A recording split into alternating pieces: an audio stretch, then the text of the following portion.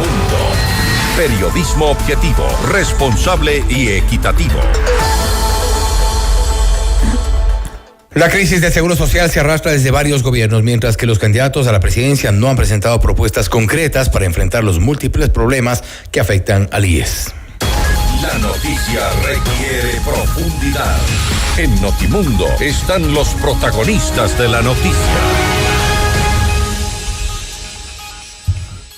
Nos acompañan a esta hora la abogada Patricia Borja, experta en seguridad social, y también Margarita Belín Fares, docente de la Business School UIDE.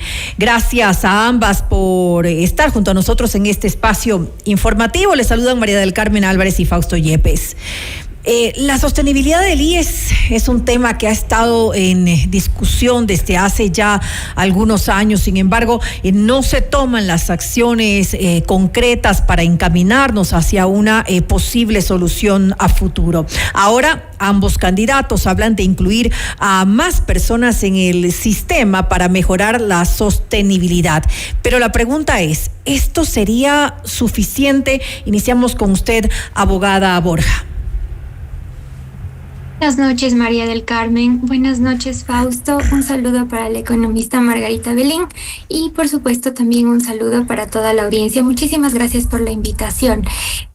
Ciertamente, conforme todos los ecuatorianos que estuvimos al pendiente del debate del pasado domingo, pues los dos candidatos, de alguna manera, aun cuando establecieron o mencionaron algunos detalles, redujeron el abordaje de la situación del IES o de la problemática del IES a la situación del empleo, que ciertamente es un aspecto muy importante en el marco de esta discusión, partiendo de que la Constitución de la República del Ecuador dispone que el sistema de seguridad social es universal y público y que no podrá ser privatizado.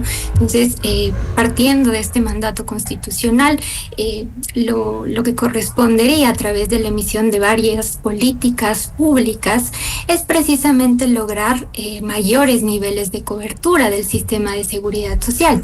Sin embargo, esto no es algo que pueda ser logrado de la noche a la mañana. En este caso, como un detalle, se puede considerar que la Constitución está vigente desde el año 2008 y hasta la actualidad, pues ya vemos cuáles son los datos referentes a la situación del empleo. Y adicionalmente hay que considerar, y me parece indispensable que se tome en cuenta que si bien es cierto, al incrementar el número de afiliados activos al IES, también incrementaría los ingresos, no es menos cierto que también se debe considerar la otra cara de la moneda, por denominarlo de esta forma, y es que esto también implicaría que se tome en cuenta lo relacionado con los gastos por concepto de las prestaciones a las que tendrían acceso estos nuevos afiliados. Y claro, siempre que cumplan con los requisitos previstos por la normativa, pero también es fundamental considerar que, por ejemplo, las prestaciones del corto plazo son las relacionadas o concedidas por el seguro de salud individual y familiar, pero se pierde de vista lamentablemente otros de los ámbitos de acción para el abordaje de esta temática, como son la existencia de un marco normativo con deficiencias y a la vez disperso, como lo ha enunciado en varios informes la Organización Internacional de Trabajo, así como la necesidad de políticas o reformas en torno a la gestión institucional o acciones, así como lo relacionado con la gobernabilidad y con la propia sostenibilidad de los fondos administrados por el IES, así como nuevamente lo menciono, la gestión institucional y la calidad de los servicios y las prestaciones, así como de la sostenibilidad. Ahora, gracias, Patricia. Es importante hablar sobre las acciones y es un poco lo que demandábamos de los candidatos a la presidencia en el debate. ¿Qué acciones concretamente, hacia dónde podría ir un trabajo desde el gobierno en función de recuperar o darle sostenibilidad a la seguridad social? Margarita, a propósito de estas acciones, es imposible hablar de acciones si no se tiene cifras claras y concretas, si no se habla de cuánto mismo es la deuda de salud, por ejemplo, otras deudas que tiene el Estado con la seguridad social. Es decir, ¿es lo que falta en principio las cifras? Bueno, primeramente, buenas noches con todos, con los que nos están escuchando. Bienvenida. Y muchas gracias por la invitación. Como ha dicho la abogada Patricia, en un debate presidencial es muy complejo hablar de un tema complejo, ¿no? Es muy corto el tiempo para abordar muchos temas que se requieren dentro de lo que es el debate y análisis de la seguridad social.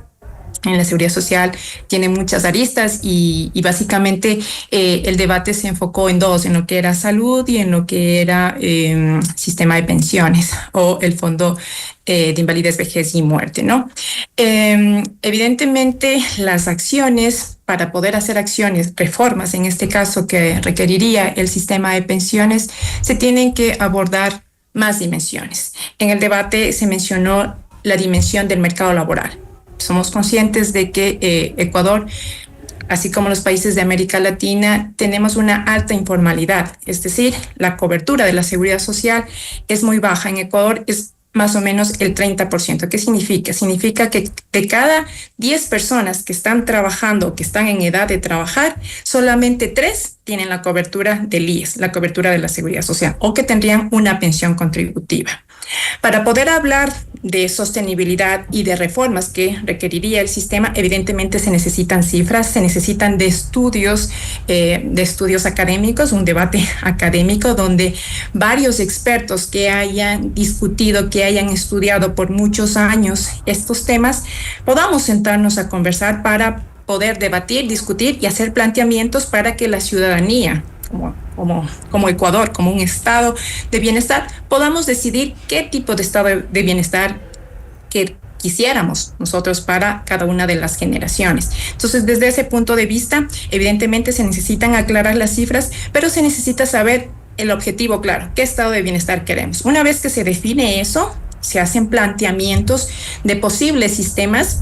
Y a partir de eso, pues, viene la otra parte, que es ya la elaboración de la normativa. Ahora en Ecuador, cuando nació el sistema de pensiones, por allá por 1942 más o menos, y como tenemos el sistema actual con todas las reglas, no se conoce que haya habido una discusión, un debate de cómo debería ser un sistema sostenible, sino simplemente fueron algunos parches y se establecieron reglas a través de la ley. Entonces, en ese sentido, se debería analizar otras dimensiones como la estructura poblacional, que todos somos conscientes que la población está envejeciendo cada vez más a un ritmo acelerado comparado como lo hizo en los países europeos. Tenemos que analizar también la pobreza, tenemos que analizar esta otra población que es vulnerable, este otro 70% de la población que no tendría una pensión contributiva y que también impactaría en las finanzas públicas.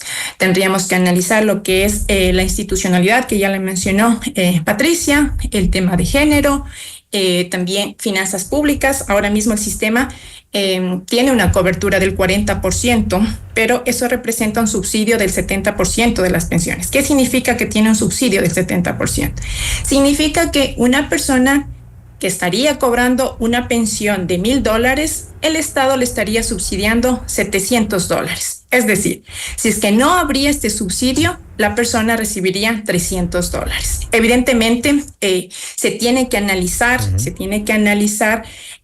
quiénes serían las personas que deberíamos contribuir para la sostenibilidad de este sistema, y evidentemente ahí se necesitan muchos análisis y muchos estudios. Y no solamente desde el punto de vista actuarial, sino desde el punto de vista de la macro, sobre todo porque la Constitución y la ley manda que el Estado debería ayudar y debería aportar, y es con impuestos. Y desde ese punto de vista, el análisis tiene que ser desde el punto de vista macroeconómico y no solamente desde el punto de vista actuarial. Ahora, Margarita, uno de esos planteamientos debería ser inevitablemente el aumento de los años de aporte de los afiliados, que es algo a lo que están esquivando de ambos candidatos, porque obviamente no resultaría atractivo decirlo para los ciudadanos. Sin embargo, se vuelve una medida, una reforma que debe obligatoriamente darse si vamos a buscar la sostenibilidad del Instituto Ecuatoriano de Seguridad Social. El tema de sostenibilidad del sistema de pensiones es bastante complejo, y decirlo con un sí o con un no, que esta sería una regla, no sería correcto y no sería científicamente, académicamente correcto. Porque si nosotros analizamos las reformas que se han dado en el resto de países del mundo, vemos que las reformas se han dado por fases. Han sido reformas estructurales, han sido reformas paramétricas. Lo que usted menciona sería una reforma paramétrica, pero la reforma paramétrica terminaría en determinado momento siendo también insostenible. Entonces se tienen que considerar las dimensiones que yo ya los he mencionado brevemente. Nosotros a través de la editorial PUSE hemos escrito un libro sobre política pública durante las últimas 4 décadas, donde yo he sido líder del capítulo de seguridad social. Se abordan muchísimos elementos donde se podrían considerar y se podrían justamente debatir qué elementos deberíamos considerar a la hora de buscar una sostenibilidad. Algunos de estos puntos, por ejemplo, podrían entrar dentro de la reforma. Se debería mencionar, una de las propuestas es que las reformas deberían ser por fases, es decir, una primera fase en el corto plazo, otra en el mediano y otra en el largo plazo. En el corto plazo, lo más fácil son las reformas paramétricas y ahí sí entraría lo que usted menciona, pero evidentemente eso tiene que entrar dentro de un análisis y dentro de un diálogo, de tal forma que todos los ciudadanos estemos informados de eso. Una reforma en el mediano y en el largo plazo ya sería la estructural, donde deberían hacerse incluso reformas a la Constitución, de tal forma de que todos los ciudadanos que estamos participando en el sistema contribuyamos, porque finalmente si este es un problema de toda la ciudadanía, es un problema de Estado, finalmente debemos contribuir todos y no solamente dejar esa presión a un grupo de la población, que en este caso actualmente sería la población económicamente activa. Ahora es importante también tomar en cuenta que hace poco se elaboró ya un informe por parte de la Comisión Gubernamental para la elaboración de una reforma de la sostenibilidad del Fondo de Pensiones del IES. Muy poco se ha hablado sobre ya la consecuencia de este informe que fue elaborado. Hemos tenido también acá en entrevista a Augusto de la Torre, que en su momento nos contó parte de las propuestas que hacía esta comisión. ¿Deberán ser tomadas en cuenta, Patricia? Ciertamente que este es un insumo muy importante en el marco de esta discusión. Porque ahí hablamos de cifras. ¿Perdón? Porque ahí hablamos de cifras, ahí sí en su momento nos han mostrado cifras, algo interesante sobre lo cual podría ser quizá un primer paso. Ciertamente, como lo mencionaba, es un insumo importante. ¿Por qué motivo? Porque ya contiene planteamientos concretos, planteamientos inclusive redactados a manera de un anteproyecto de ley de pensiones y planes de ahorro, porque de esa manera fue denominado. Sin embargo, también se debe considerar el contexto en el que esta comisión interdisciplinaria cumplió con sus funciones. Fue conformada en enero de 2023, luego se produjo todo este tema de la decisión del expresidente de la República de disolver la Asamblea Nacional y pues al final quedó como un insumo disponible en una página web, en la página web Jubilación Segura EC. Pero es algo importante porque contiene varios planteamientos, sin embargo también hay varios desafíos. Y aquí, como lo mencionaba el economista Belín, la transparencia y la calidad de la información, las cifras, son factores muy importantes. Y, por ejemplo, hay que recordar que quien era director general del IES de esa época, el licenciado Diego Salgado, él mencionaba que esta propuesta de esta comisión interdisciplinaria tenía una falencia, por así decirlo, porque no había contado con la información más actualizada.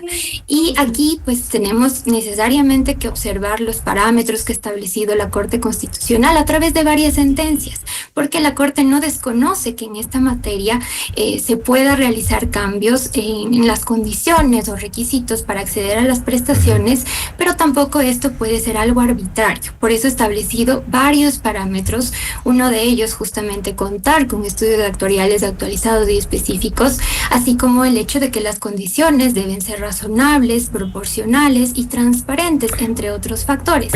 Y es un insumo, sí, ciertamente, pero, por ejemplo, en el caso del seguro de salud, es más preocupante la situación, por denominarlo de esta manera, porque ni siquiera hay un insumo concreto como parte de un trabajo de alguna comisión.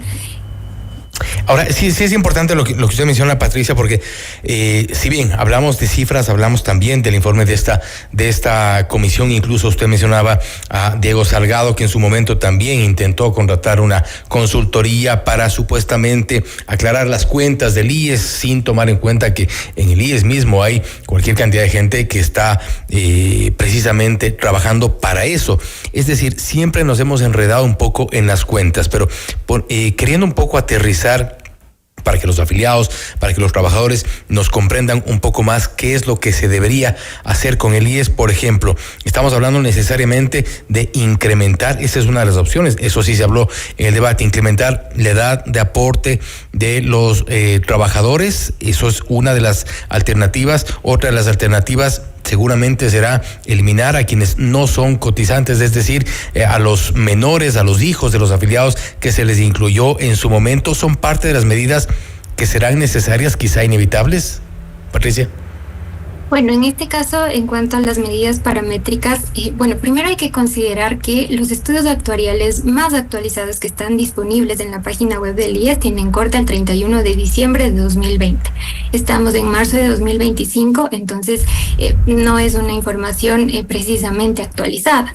Claro que ha habido una disposición en el año 2023 de que se elaboren estudios con corte a diciembre de 2022, pero en el marco de esta discusión es importante también considerar que lamentablemente en nuestro país no ha habido una voluntad política para abordar esta temática, y una voluntad política que incluya la transparencia de las cifras para que todos los ciudadanos y de una forma también pedagógico, didáctica, podamos conocer cuál es la situación real de cada uno de los seguros administrados por el IES. Entonces, partiendo de esta situación de que no existe como tal un estudio actuarial actualizado que esté en conocimiento de la ciudadanía, pues este sería un factor muy importante, tanto más que la Corte Constitucional ha establecido que es un requisito para el trámite legislativo.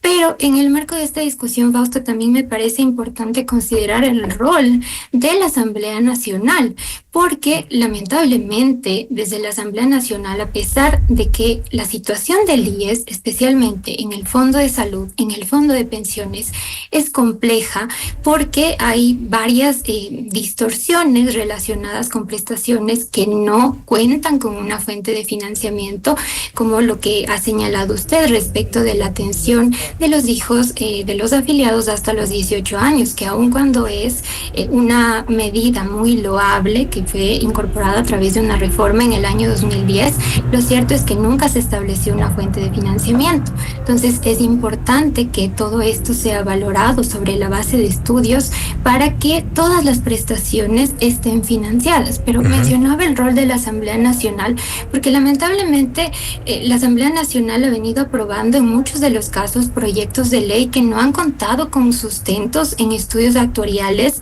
no hay sustentos jurídicos ni técnicos. Y me permito mencionar, por ejemplo, el proyecto de ley que fue aprobado en diciembre del año anterior, el proyecto de ley orgánica para las personas con discapacidad, que realizaba modificaciones relacionadas con la seguridad social y específicamente con el IES, y que no contaba con un sustento en un estudio actuarial. No había un adecuado financiamiento y no había financiamiento en términos generales, y esto fue objetado parcialmente por razones de inconstitucionalidad por el presidente de la República, y esto fue aceptado por parte de la Corte Constitucional. Hay otro proyecto que fue aprobado en febrero de este año que se denomina proyecto de ley orgánica para la jubilación especial para el cuerpo de vigilancia de la Comisión de Tránsito del Ecuador, que plantea justamente una jubilación especial con 25 años de aporte sin un límite de edad. Hay una tabla con porcentajes en función de la última remuneración, pero incluso en términos de técnica legislativa tiene errores este proyecto de ley, y en términos financieros y de sustentos técnicos también presenta varias falencias y posibles contravenciones a la sostenibilidad como criterio de funcionamiento del sistema de seguridad social según la Constitución, y pues esto ha sido motivo de otra objeción parcial por razones de inconstitucionalidad por parte del presidente de la República. Entonces también es importante que haya responsabilidad de parte de la Asamblea Nacional, porque no se puede, como ha dicho la Corte, promover el desarrollo de los derechos de forma ilusoria. Margarita, revisemos con usted ¿cuáles serían entonces las soluciones? Tratemos de manejarlo con un lenguaje que sea sencillo, que nos puedan entender quienes nos están escuchando, y que obviamente hay muchos afiliados que nos están escuchando, nos están viendo en estos momentos y quieren saber cuáles podrían ser las posibles soluciones, la salida para este problema grave que aqueja al Instituto Ecuatoriano de Seguridad Social. Barajemos aquí un poco de opciones que se tienen. Yo sé que hay que analizar la información y todo, pero revisemos qué podría hacerse en todo caso.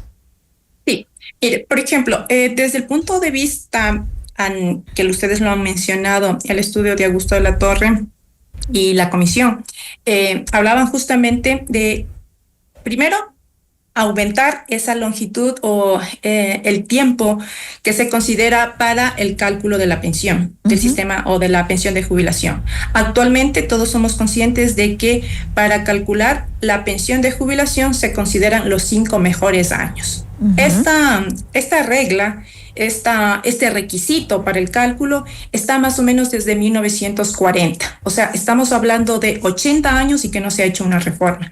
Esta misma regla lo tenían también los países europeos, pero evidentemente un sistema de pensiones tiene que hacer ajustes automáticos, ajustes dinámicos conforme va cambiando las diferentes dinámicas de población, de economía, etcétera, etcétera, ¿no es cierto? Entonces, estas reglas se tienen que ajustar. Algunos países empezaron con 5 años, con los 5 últimos, luego fueron ampliando el tiempo, por ejemplo, a 10 años, a 15 años, luego a 25 años. Evidentemente, eso fue en el transcurso del tiempo. Ecuador nunca hizo esta reforma. Y ahora la propuesta es justamente que se amplíe. En lugar de considerar los 5 mejores años, consideremos a lo mejor en un corto plazo los 10 mejores. Y así, conforme va pasando el tiempo, conforme se vayan logrando consensos, podrían ampliarse a 15 años, a 20 años y probablemente ya luego considerar toda la etapa laboral que uno trabaja o las cotizaciones que uno hace. Entonces, evidentemente, al hacer este cálculo, al hacer esta ampliación de tiempo, a lo mejor no se tendría ahora mismo, en el corto plazo, aumentar el porcentaje de cotización, sino ampliar eso. Pero ¿cuál sería el impacto? Lamentablemente el espacio es corto y cuando se hacen estas discusiones generalmente son de varios días y por eso me limito a no entrar mucho en detalles porque luego puede ser malentendido.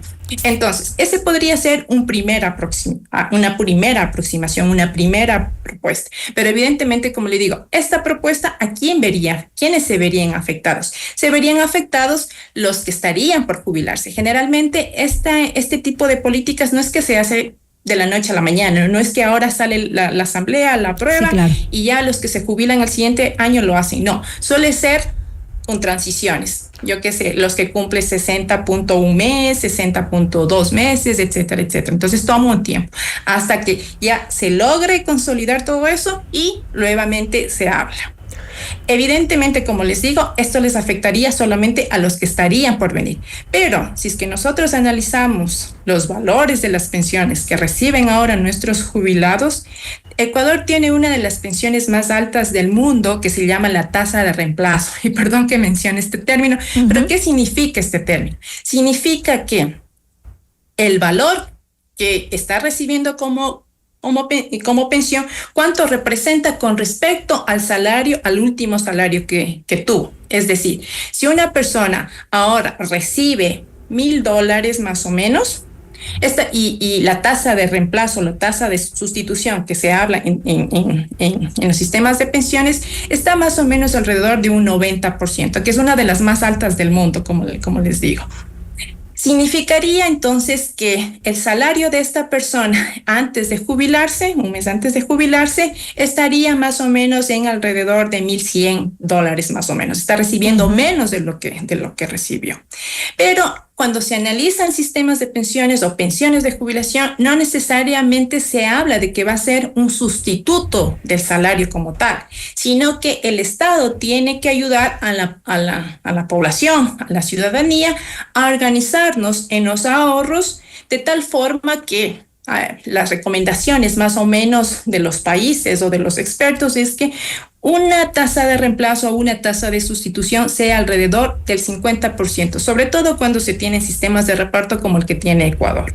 Es decir, que si una persona ganaba $1,000, debería aproximadamente recibir $500. Evidentemente, esos $500 no le alcanzaría para continuar el mismo nivel de vida que venía llevando, ¿verdad? Uh-huh. Pero para eso, como les digo, durante la vida laboral, el Estado tiene que garantizar que las personas podamos ahorrar, de tal forma de complementar ese otro 50% con ahorros voluntarios, con ahorros complementarios o con otro tipo de activos. Pero eso ya es una medida dura para los afiliados y sería a muy largo plazo también. Como le digo, esta es una medida dura en el corto plazo y por eso es que se tiene que sentar. Evidentemente, todo tipo de reforma en lo que es sistema de pensiones tiene un costo político y por eso la mayoría de presidentes en todo el mundo, en la mayoría de países, no suelen tomar este tipo de medidas y dejan para que los siguientes gobiernos tomen estas decisiones. No sé si ustedes recuerdan que hace un par de años en Francia se tomó la decisión de subir la edad de jubilación y la gente salió a protestar a las calles, que le ha estado costando el desgaste político que le significó al presidente Macron, pues fue muy significativo. Pero evidentemente las decisiones se basaron en estudios técnicos, y aquí particularmente cuando se habla de subir la edad de jubilación, es que la esperanza de vida de las personas ha aumentado con respecto a cuando se hizo el planteamiento. Ahora mismo la edad de jubilación ahora en Ecuador depende mucho del número de aportaciones, del número de años de aportaciones, pero tenemos que analizar cuándo inició esta regla, cuándo inició este requisito y cuál era la esperanza de vida en ese año. Si fue en 1940, les pregunto a ustedes, ¿cuál era la esperanza de vida ahí en Ecuador en esa época? En esa época era más o menos unos 65 años. Sí, exactamente. Ahora... ¿Y ahora cuál es la esperanza de vida? Ahora, obviamente, estamos hablando sobre los 80, 90 años. 80 años, si es que nos vamos a toda la población, es más o menos 79 años. Pero si es que analizamos los que son específicos del IES, estamos hablando de 85 años. En este contexto, volviendo a los 90, claro. Entonces, es bastante complejo. Para poder entender esto se necesita de mucho espacio para poder resolver dudas que la gente pueda tener, y por eso es que a veces es muy delicado decir esto sí debería, esto no debería, sino aquí se esbozan cosas que han hecho en otros países y cómo lo han llevado.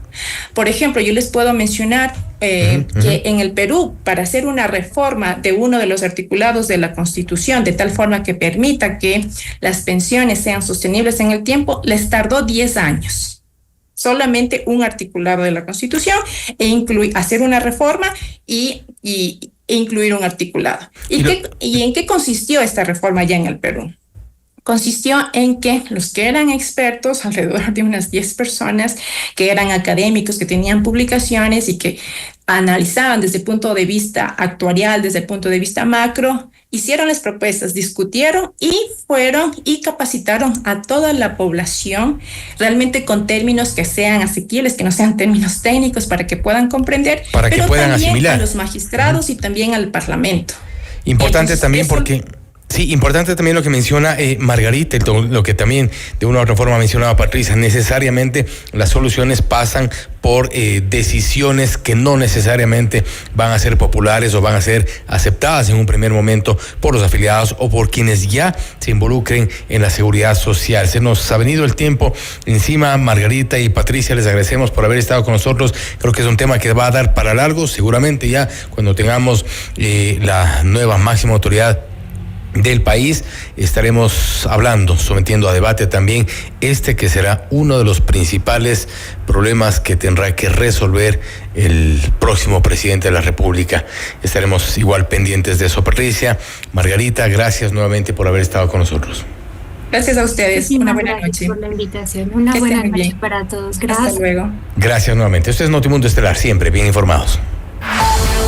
Usted está escuchando